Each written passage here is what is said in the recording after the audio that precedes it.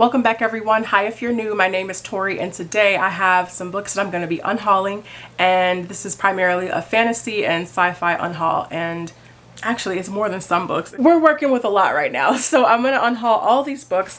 They're all going to go either up to my local library if they have started taking donations again. I know they recently reopened, and the last time I tried to go up there and donate some books they said they weren't accepting them yet, so in case they are this time I'm going to donate them to the library, but if not then I'm going to find some other place I can give them to, whether it's traded in for store credits or give some to Goodwill. But yeah, these books will find a new home, and yeah, there's a lot of them here, so let's get into it.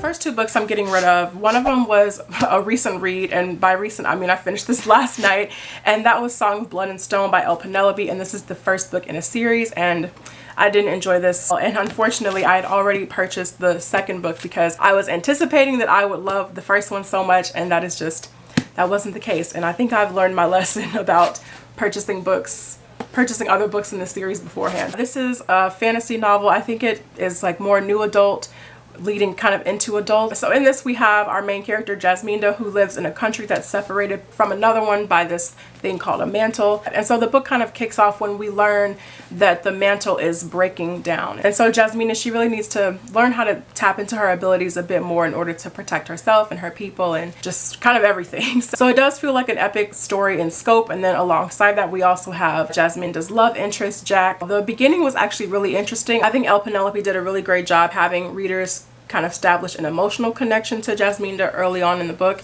but unfortunately that really never continued, and I just thought these characters were really lacking in depth. The chemistry between our two love interests was just, it felt more like an insta love, and it really wasn't doing anything for me, and I just got a little bored midway through. I still had a lot of questions about the world and how Jasminda's powers actually worked, and it was a lot going on in my head reading this book. So I'm gonna give this away, and then I'm also gonna be giving away the second book, which is Whispers of Shadow and Flame. The next three books that I have here are all books that I finished in the month of July, and the first one is The Word Exchange by Elena Graydon. I already told you guys I was getting rid of this book. This is an adult dystopian novel that's set in a world where newspapers and books are kind of obsolete, and instead everyone has this device known as a meme that they depend on that kind of feeds them words. It really does everything for them. They don't have to lift a finger. But at the same time, there's also this word flu that's been spreading that, you know, makes people forget words and the meaning of words and putting sentences together and all that kind of stuff. So it is kind of scary to read about in a sense, because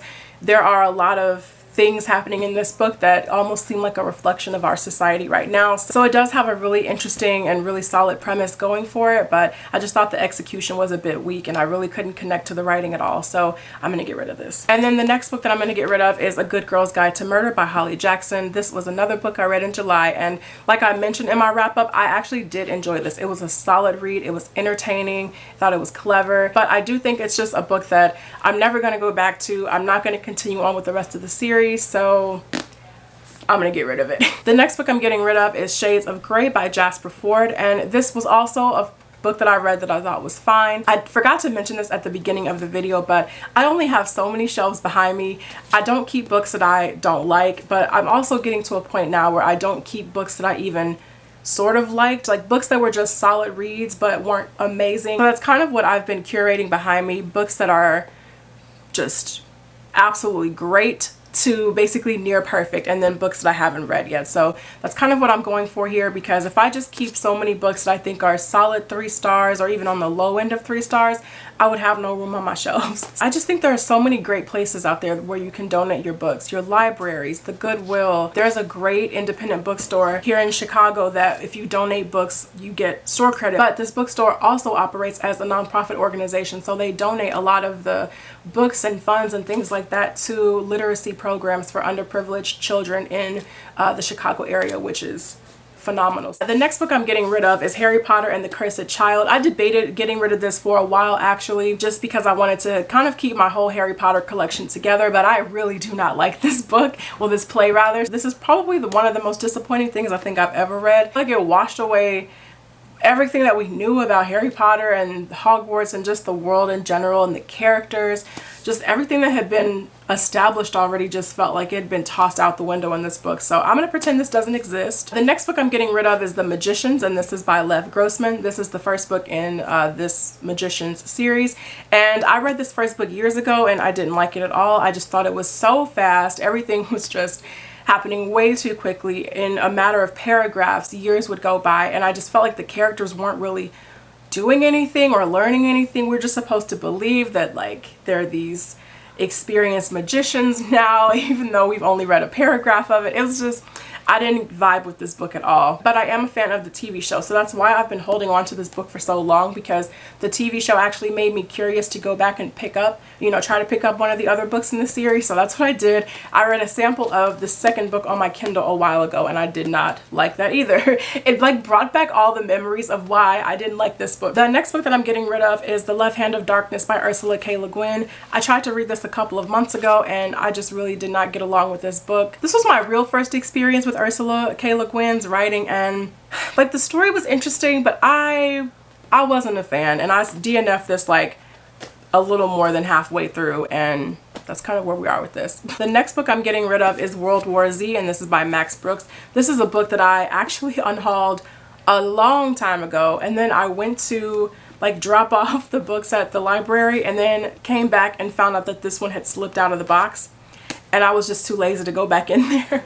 So ever since then, that was like a couple years ago, and ever since then this book has been just sitting on my shelf. So this time we're going to get rid of it for good. This is a post-apocalyptic novel, and it's really escaping me just kind of the basic premise of this. I think it's like an interviewer going around talking to all these different scientists about just what happened and their research and things like that. The movie, surprisingly, has nothing to do with the book. They're just two different things, but the movie's actually really good. So I'll just continue to watch that. The next book that I'm getting rid of is an epic fantasy novel, and that is Legacy of Ash, and this is by Matthew Ward. I read this back in May now. That was a while ago. I read this in May. I could not get with it. Quite honestly, I'm not even being funny. This book is too big to be this boring. This book took so long to get going, and then once it did, I just didn't care anymore. It's a lot happening here. It's a lot going on. It's a lot of politics. And this book is a chunker too. So like that's about 2 books that I can squeeze into the shelf with this gone. The next book that I'm getting rid of is The Darkness That Comes Before, The Prince of Nothing, Book 1, and this is by R. Scott Barker. I'm actually getting rid of this hardcover edition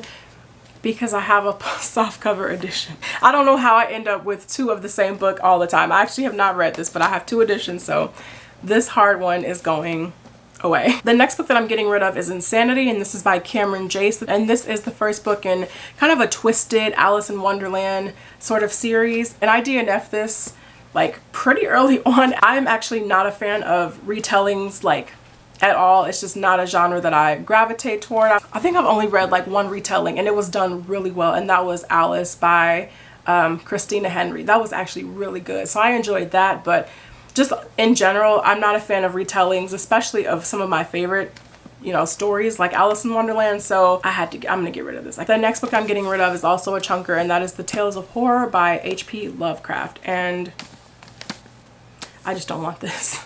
I don't want it on my shelf. I'm not a Lovecraft fan like that. I don't even know why I have this. So it's going. And then finally, I have a bunch of literary fiction that I'm getting rid of, some classics if you will. I am getting rid of The Great Gatsby by F. Scott Fitzgerald. It's been on my shelf since high school, and I don't need it anymore. The next one I'm getting rid of is actually one that I've never read before, but this has also been on my shelf since high school, and I don't think I'm gonna ever read it, and that is 100 Years of Solitude by Gabriel Garcia Marquez. The next book I have is also one that I've had since high school, and I've never picked it up, and that's Orlando by Virginia Woolf.